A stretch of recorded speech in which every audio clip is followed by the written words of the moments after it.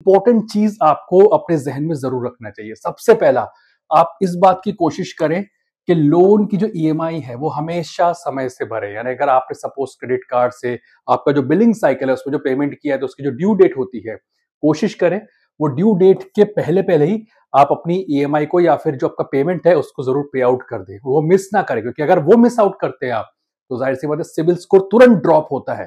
तो उसको ड्रॉप ना होने दें। कैसे भी करके आप अपने जो सिविल जो आपका क्रेडिट कार्ड का जो ईएमआई है या फिर जो आपने यूसेज किया है उसे कंप्लीटली टाइम से पहले भरे।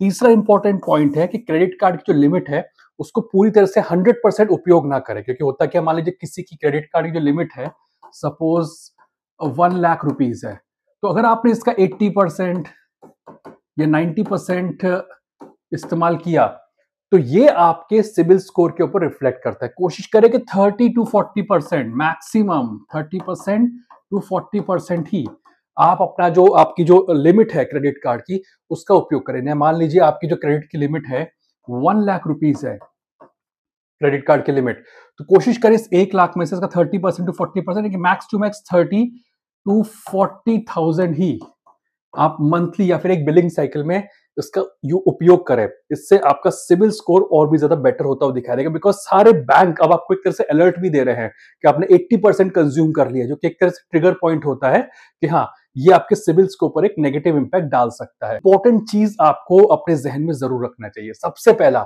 आप इस बात की कोशिश करें कि लोन की जो ईएमआई है वो हमेशा समय से भरे। यानी अगर आपने सपोज क्रेडिट कार्ड से आपका जो बिलिंग साइकिल है उसमें जो पेमेंट किया है तो उसकी जो ड्यू डेट होती है, कोशिश करें वो ड्यू डेट के पहले पहले ही आप अपनी ईएमआई को या फिर जो आपका पेमेंट है उसको जरूर पे आउट कर दें। वो मिस ना करें, क्योंकि अगर वो मिस आउट करते हैं आप तो जाहिर सी बात है सिविल स्कोर तुरंत ड्रॉप होता है।